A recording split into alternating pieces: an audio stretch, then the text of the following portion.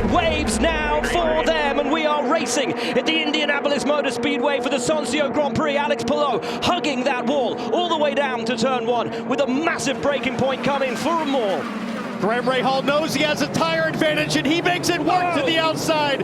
Brilliant stuff. He hasn't won in 129 races. He gets it done in turn one. Well, it's not over yet, guys. Turn four, big action, 3 wide behind. That's one of the ECR machines. Rasmussen trying to get sporty there on those soft tires. Single file has to be through the chicane. So far, everyone playing nice. Rahal had one job, make those tires count at the start, and boy has he done it. He leads this race as Power takes a look at the McLaren ahead of him, all pretty neat and tidy. Here comes Josef Newgarden at the back of the field, makes 2 positions in the brake zone for turn 7. He's got to be smart, but very decisive with each move. He only has 84 more laps.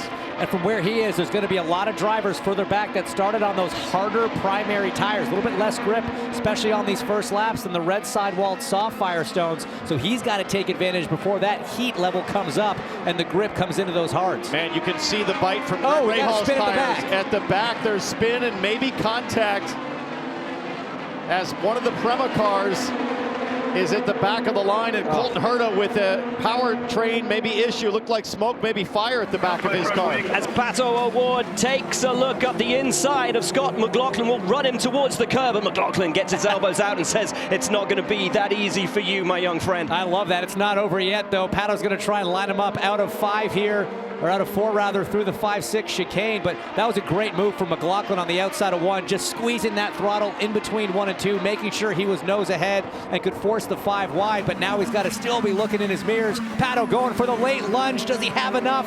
Not quite. He takes a look. I will tell you that the battle mid-pack right now is super fierce as everybody desperately trying to take advantage of the tire situation, like these two, David Malukas and Stingray Robb. Jack, what's going on with Colton Herta? Oh, I'm in the box and everything is happening down here. They started off by just replacing the front wing, and then they added fuel, and then they decided to change tires, but not very normal sequence, but that seemed very on-the-fly decision-making. Not sure the crew guys were prepared for the call from the team there. Rasmussen coming under big pressure from the McLaren behind, and look at this, Colton Herta now a lap behind the leaders as they fly down the start-finish stretch. And Colton Herta's going to cause all kinds of issues, maybe for Pato O'Ward or Scott McLaughlin as he comes out in between the RLL teammates of DeFrancesco and Louis Foster, who are doing a brilliant job to stick with the top 4. Just going to say, not sticking with, Devlin DeFrancesco up into the top 3 +2 on the start and doing a great job maintaining that position. And now you see more smoke. Is that it almost looks like a flat tire with Colton Herta. There was smoke coming out of the back of that car. Was it the floor dragging?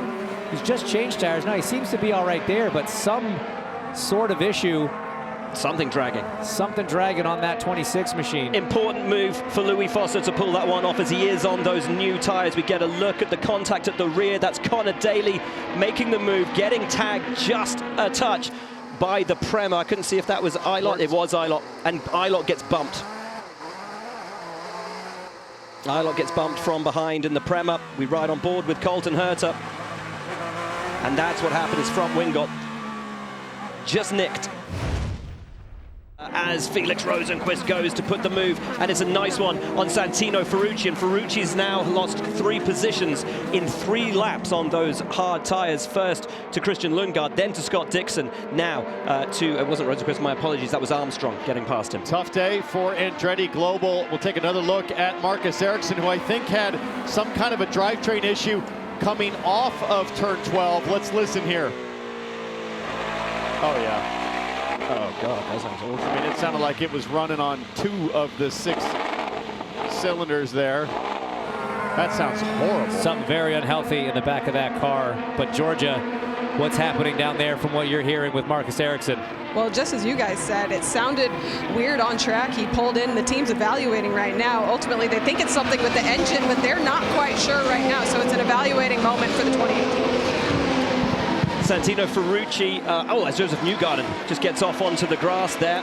Santino Ferrucci dropping like a stone right now, about a second off the pace compared to everyone ahead of him, and all those trying to get past him, as Nolan Siegel will aim to get the job done as well, and he should do with some ease. Ferrucci way off the pace as Newgarden now comes under pressure from David Malukas.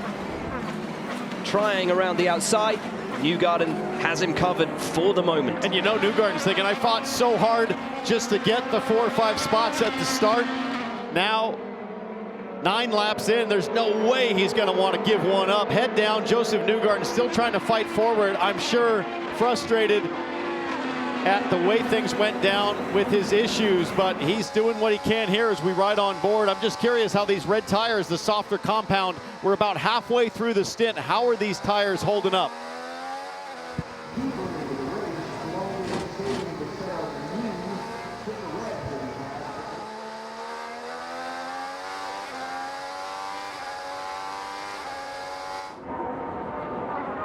Here comes another move. Up ahead, but not for long. It's a lovely late move from Josef Newgarden up and on the inside of Stingray, who tries to fight it back. But Newgarden has the position, has the track position, and makes his move. Kevin. So Kiffin Simpson came in with a lot of optimism this weekend. It was like a different shift came on. He's been quick all weekend, but gearbox problem. They've had to push him back to the garage. He may not get a chance today. Newgarden still coming under pressure from Stingray Robb, who is really showing a lot of fight in recent races. But is that an indication that these tires, these used tires, not really holding on for Josef Newgarden? Because you see Stingray Robb, he's on the hards. And everybody, he's giving him trouble. Everybody has to make at least 3 stops today. You've got to run the hards for 2 sets, the soft for 2 sets, so that's 3 stops, 85-lap race. That means you need to get to about lap 20, 21, and then split it up if you're going to do it evenly.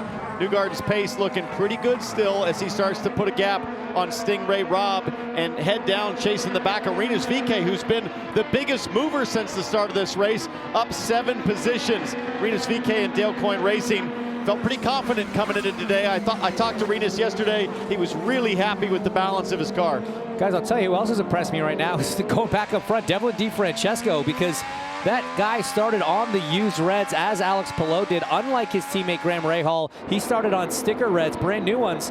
But Dev keeping pace. He was actually a couple tenths quicker than Alex Palou on that last lap, not letting him get away, about the same distance up the road to Palou as Graham is ahead of the 10. And to your point, Hinch, I got to point out Louis Foster, the rookie, P4 and the number 45. The biggest issue that he's had this year after some great qualifying performances has been his race pace and how fast those tires have dropped off for him at the moment. Keeping pace with DiFrancesco, with Palou and Rahal ahead. Your top 4 doing a wonderful job. So too Scott McLaughlin on that harder tire, sitting pretty in P5.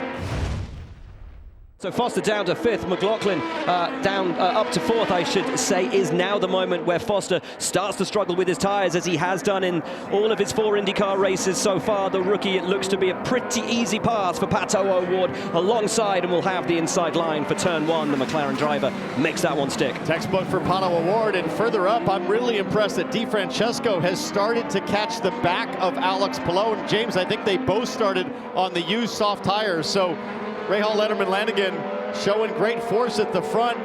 There you see DiFrancesco catching Palou as Christian Lundgaard comes in for his first stop here on lap 17. Look at this, almost close enough to have a sniff down into turn 7. Definitely thinking about it, but thinking better of it as the 7 gets away relatively well. Bit of a slow getaway, but now the bit between the teeth for Devlin DiFrancesco. Palou lapping over 1.5 seconds off of his best time so far in this race. Those used reds on the 10 falling apart, but holding together really well for Dev.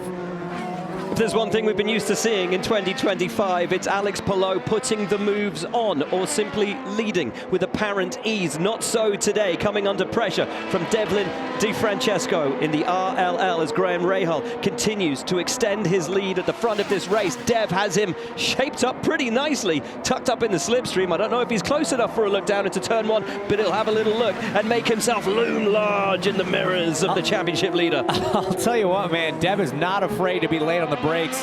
We've seen that before. That's one of the staples of his driving style. Take a look there in the pylon at the push to pass remaining. Those guys doing pretty much the same thing as we see Louis Foster now coming in and putting on some hards. But think about what we're seeing. A driver with Palou who's having one of the greatest season starts in the history of the sport, and Devlin DiFrancesco, whose best career finish is 12th in the IndyCar Championship. easily having the best day of his career. He's got a chance to put his mark on this season if he can make a move on Palou straight up on the track. And remember, guys, this was a guy who was out of a ride last year. 2 years with Andretti Global, didn't have a ride in 2024, was dedicated to getting back onto the IndyCar grid, did so with RLL, and it's all coming together. Madness now on pit out as we see one of the ECR machines. I think that's Rossi coming out. And that is consequential because in that pit cycle, Christian Lundgaard has managed to get ahead of Alexander Rossi, who was ahead of him before those stops, looking like the undercut is the preferential option. And guys, before you know it,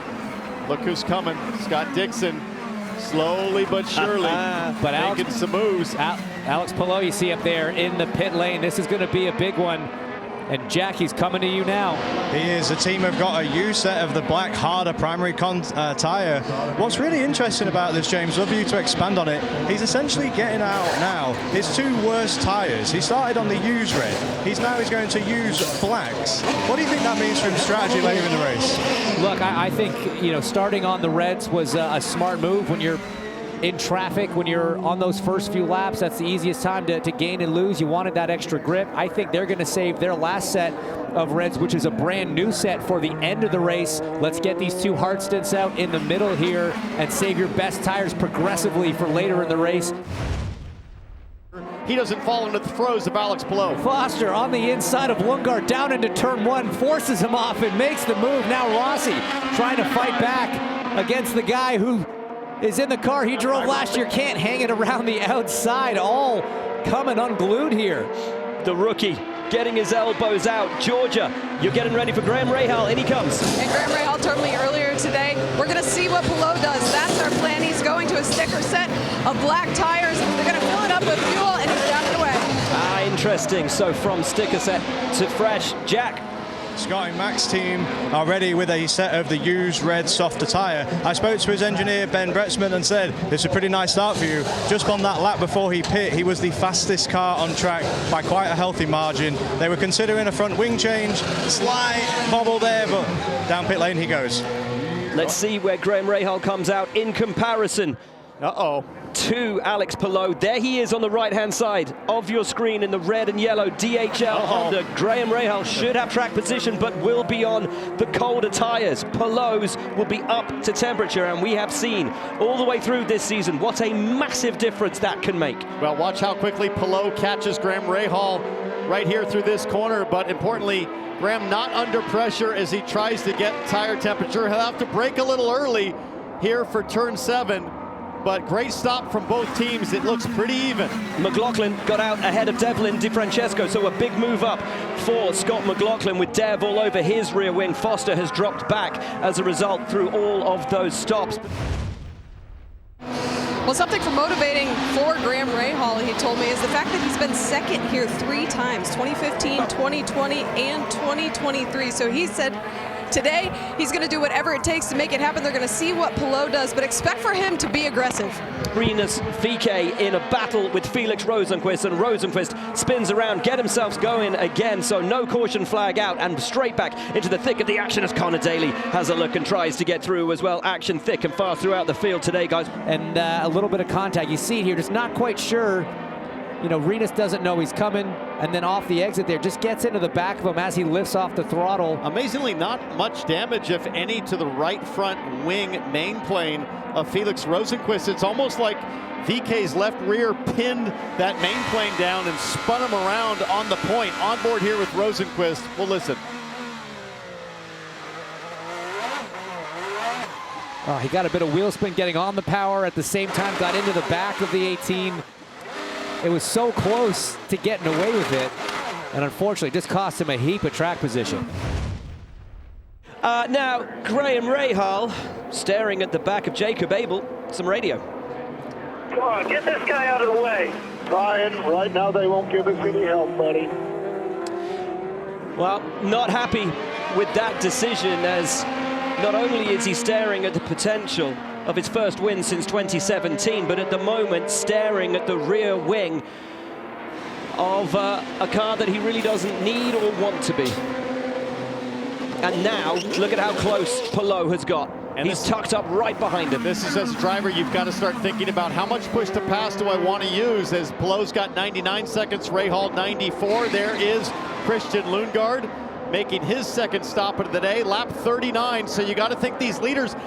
James, I think I might start pulling either Rahal or Palou in. One of them probably going to duck first and be the first to pull the trigger to try to make the move on a pit stop. It's the way to do it. You're not getting your full lap time potential behind this lap traffic. The clean air you would hopefully come out in, about 40 seconds lost in pit lane right now. That would put you out behind Stingray Robb, ahead of Robert Schwartzman in a nice little bubble. You could maybe do that undercut and save the fuel later, but Palou's on the power. Here he comes on the push to pass, down the start-finish stretch, taking a look at Graham Rahal, who I think defends with the push to pass as well. I wonder if Graham is running a little less downforce than Palou, because when they get to the front straightaway, Alex Palou having a tough time to close on Graham Rahal, and Graham has burned, though, a lot of seconds. So maybe he was on the button pretty heavily, because he burned about 10 seconds that lap. I think he was, and here's the extra frustrating thing as we see Colton Herta in the top of your screen coming in for his next service. When this stint started, Graham had about a 30-second advantage on push to pass over Palou. That was going to be so important later in the race. Now he's at a 10-second deficit. This is really, really not going Graham's way. And all the while, Alex Palou just probably smiling back there, Will, knowing, hey, I love that he's burning that button. The question mark, of course, when to come in for 100% renewable Shell fuel. You want to try and stay out as long as you can. You want to try and make these stints last as long as you can, so that you don't have to pull 2 long stints at the end of this race, but all the time aware that the undercut has been the strategy to employ all the way through today. Who dares blink first between Rahal and Palou? Rahal down now to 71 seconds on the push to pass. Palou now with 24 to the good over his rival. I know Graham Rahal wants to stay in the lead. He wants to win this race, but you also have to discipline yourself to make sure you've got push to pass as you get to the closing phases, as Scott McLaughlin elects to come in lap 41 for his second stop. And this will be key, guys, because he was running just off the back of this train here. If they cannot keep pace because they're stuck behind Abel, what can McLaughlin do? There is every chance McLaughlin could emerge ahead of these 2 drivers, as Christian Lundgaard serves a penalty for improper process down there on pit lane. Here is the issue: the left side tires as he leaves. Cannot cross the line. Oh, he locks up. And goes over just by a couple of inches. And both in together. Rahal and Palou in together. It will be a fight between the 2 teams in pit lane. RLL versus Ganassi. Georgia. The progression for Graham Rahal: sticker softs, sticker hards, and now a set of used softs for the 15. They're copying Alex Palou. They're going to put those tires on, fill it up with the Shell Renewable Race Fuel, and he's out of the way. Jack. This is a huge, huge stop here for the 10. Not only are they battling the 15 of Graham Rahal on pit lane, they're also needing to cover the undercut of Scott McLaughlin. A set of brand new hard compound tires there. It's not the fastest stop I've seen out of the 10, but it's pretty good. I think that's Graham who's just beat him out. So Palou gets going once again, almost alongside him, but they come in that order. They leave in that order. Rahal just ahead of Palou. But guess who's coming? Scott McLaughlin side by side there with Colton Herta, and importantly, Colton Herta passing the guy who's trying to make it work on the undercut. And that's a guy a lap down, messing with a guy fighting for the race win. I don't love that. Not a great look, but Colton just trying to do his thing. Graham has the tire advantage with the soft tires to Palou's hard. But James, if Colton Herta can pass these 2 cars, he's back on the lead lap. I understand him wanting to press right now. If a yellow came out, Colton Herta would be back in the mix. And James, you might not love it, but you could hear the crowd applauding and cheering that an American keeping the New Zealander behind him ultimately kept an American in the lead of this race in Graham Rahal. They are loving it here at the Indianapolis Motor Speedway. It's Armstrong who leads as DeFrancesco jumps into the pit along with Pato O'Ward, but that will all turn around once the pit stops take place. Georgia is down there as DeFrancesco comes into the pits. Devlin DeFrancesco has stalled. They went to a set of sticker hards, but he stalled. He's rolling and will rejoin the field. Oh, desperate. And what massive disappointment as now here comes Colton Herta. Past below. One more car and Colton Herta is back on the lead lap. I know it came at the expense of Scotty Mack on his undercut, but Herta has the pace right now on the softer tire. And Palou will try and use that slipstream so he doesn't have to use his push to pass. Stay with him, hunt with him, and hope that Rahal just lets him through and he can slide by with him. And Graham would be smart to just kind of let that car go. He's got pace with those new reds to Graham's used reds. You want the clean air. Let him get in front, let him pull away and control it. What I would do if I was Graham Rahal is I would wait until the front stretch. You know Colton Herta is going to be on the button using push to pass and then duck in behind him and catch some of that draft. I don't know if Colton will be close enough, but it could happen. Colton Herta, last time round, set the fastest lap of the race on a 1:11.8. The fastest man out there, taking his lap back. Here comes Alex Palou at the Indianapolis Motor Speedway. Rahal trying to defend, and Palou gets right up on the inside of him, coming down into the hard braking zone. Left-hander. Palou didn't need to wait for the pit stop. He retakes the lead from pole position back to second, now up to first. Palou with a great move to take that away from Graham Rahal. I love the fact that Alex Palou was already in an advantage situation. He had the pit stop advantage going to the softer tires, but he made his move on the track, boss style. Georgia, an update on Graham Rahal. And right after Alex Palou made that pass, Graham Rahal let his team know he feels like the rear is gone on the 15. Yeah, you could see that going through turn 14. That's supposed to be a flat-out corner. He was having to lift. You could hear it on the throttle. You saw him fighting the back end. So we take a look back at the pass, down into 7, rotors glowing. IndyCar's working hard. IndyCar drivers working hard in the cockpit. Graham, really not much he could do at that point. Those reds going off. Perfect season, perfect pass for the lead, and there goes Colton Herta back now to a lap down. On board again, looking out the back of Graham Rahal, and at this point, gotta think he's coming to pit lane. And we saw from the graphic less than 30 seconds of push to pass remain for Rahal, who does now jump to the pit lane for what will be his final stop. He will be ever so glad to have a fresh set of tires, but are they the tires that will take him to the podium, Georgia? Graham Rahal actually wanted to come in a lap earlier. He told the team he felt like the left rear was coming down to the cords, but they asked him to stay out one more lap. But you guys are right, he's going to go to his last set of sticker hard tires. Graham Rahal. Doesn't get the drop down, was being called out almost into the path of another car. It is not just a slow stop, but one that may just take him out of contention for the podium. Totally, that was a disaster. 0% chance of a podium now. You've got guys like Award, Power, and Dixon. McLaughlin was already around him, essentially. He was not going to struggle, as now Palou caught some more lap traffic. That was weird. There was an issue at the back of Graham's car, which was almost good fortune because I think they tried to send him just as Kirkwood was coming in. It saved a potential huge collision on pit lane, but either way, Graham lost probably 3 seconds with the bobble there, and under green flag conditions, that'll put him well down. How is Herta ahead of Palou again, you might ask, after we saw Palou pass him? Well, Herta came in, took his stop, back out on track, and that is why Palou has to do the pass once again on Colton Herta. He leads this race. The number 10 from the number 3 of Scott McLaughlin. All these guys will move onto the soft tire to finish. And there comes the call from strategist Barry Wanzer to tell Alex Palou, use the overtake. Make this a wicked fast, like a qualifying in lap. As hard as you can push, this is where you make hay, and it'll pay off with the blend out. Kevin.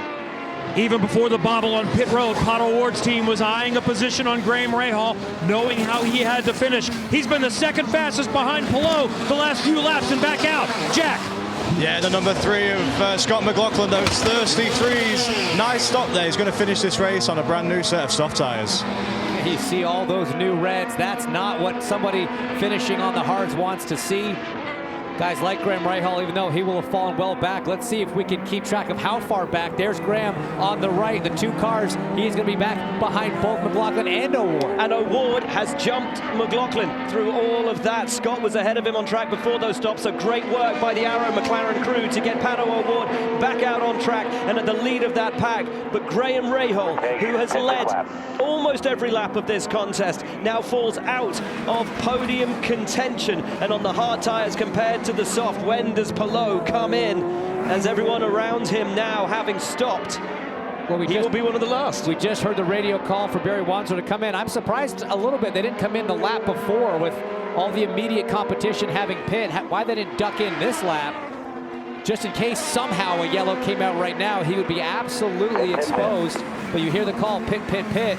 Those guys on those fresh softs trying to make as much ground up on the 10 as they possibly can. See Armstrong there in the tower. He's now gone into the pit.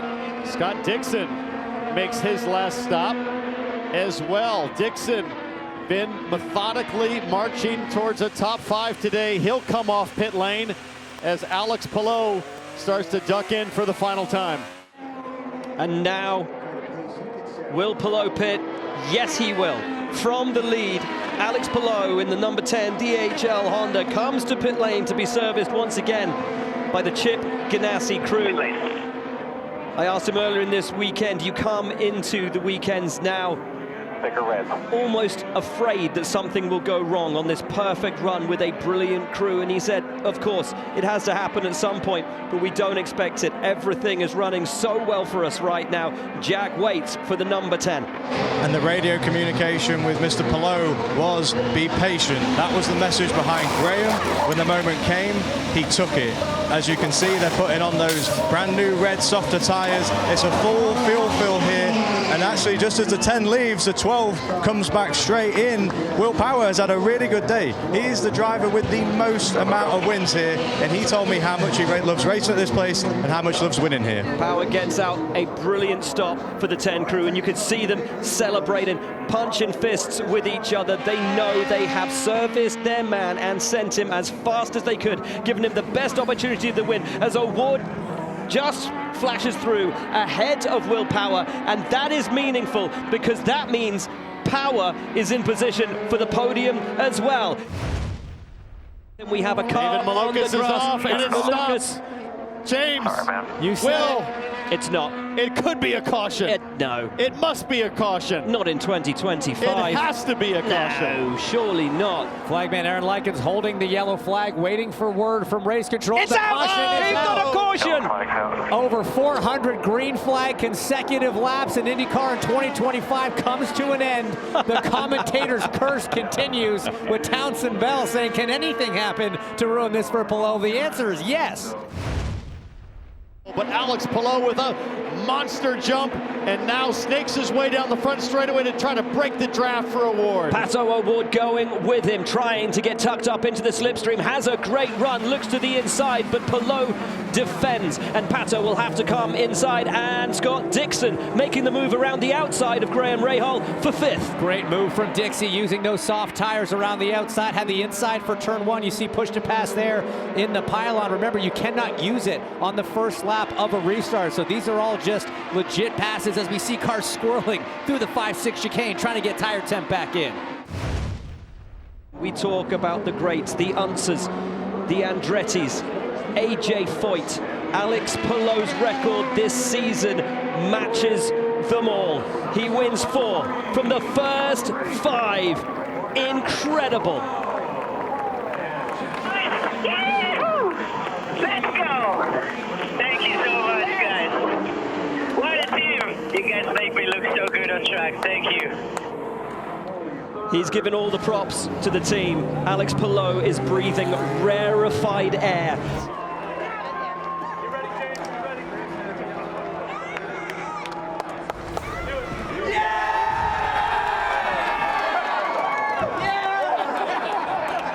Four wins in 5 races. You make me feel like a rookie. I've already run out of good things to say about you. What an unbelievable start you're having. Thank you. Yeah, I mean, I cannot describe the amazing season we had so far. I mean, I owe everything to the team, Chip Ganassi Racing, my teammates, and everybody that is working behind the scenes to make me look so fast on track. So yeah, it's amazing, it's unbelievable. Hopefully we get to stay here again in a couple of weeks for the biggest race of the year. And yeah, cannot say anything else and just thank you. Congratulations, champ. Up next, it's the 109th running of the Indianapolis 500, Sunday, May 25th at 10 a.m. Eastern on Fox.